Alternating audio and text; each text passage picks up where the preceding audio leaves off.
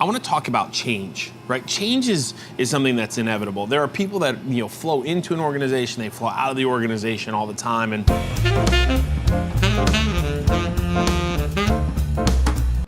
recently, for some reason, like I've noticed that there's a lot of shifting and changing, like sands in not just my organization, but all organizations. And one of the individuals who I had some engagement with was talking about some of the things, the shortfalls that they saw. And it really struck me as interesting, the difference between being a commentator, right, or being a spectator. Someone who's very quick to offer their opinion of all the things that are missing from an opportunity or aren't there, as opposed to being the change that they want to see, right? And I think this is as I kind of thought about my response to this person, it really kind of hit me as like, are these just excuses, or is this person looking for nirvana? Let me be very clear, nirvana doesn't exist out there. So if you're an entrepreneur, and you're going to be tirelessly working to create the best and optimal environment possible. But if you're not an entrepreneur, if you're entrepreneurial, but you're inside of an organization, what you have to do is you have to identify the areas that maybe are in need of significant change and be the change, right? So we talk about being the lighthouse, as an organization, but individuals are the lighthouse. And, you can either watch the lighthouse and report on it, or you can be the change that needs to make that light brighter, right? That needs to impact the organization in a profound way.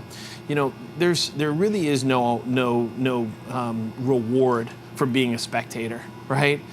It might make you feel better about yourself and about what you did or didn't do. It might give you all these different reasons why you can blame somebody else for the lack of this or that, but ultimately it's never going to lead to your success. If you want to truly be successful, you need to be the change agent. You need to be the change you want to see. You need to take actions and ownership of different aspects of what's going on a day-to-day basis, and in effect, your team will start to perform better and better and better. The organization that you'll be part of will actually be able to benefit, and you'll have this symbiotic relationship.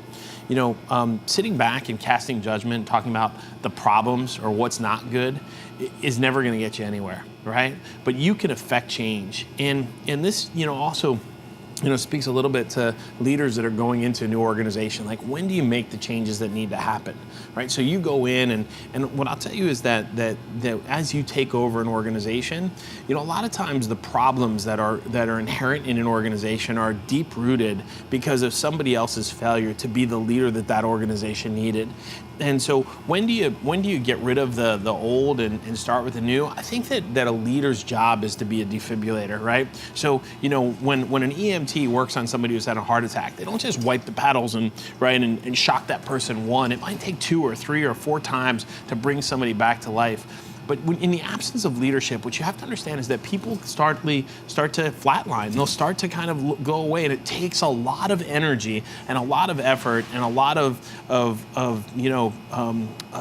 leadership to move someone back into the organization. So don't give up on people right away. I categorically disagree with this idea of come in and fire everyone, right? Shoot everybody and start over again from scratch, or that you have to have your own team.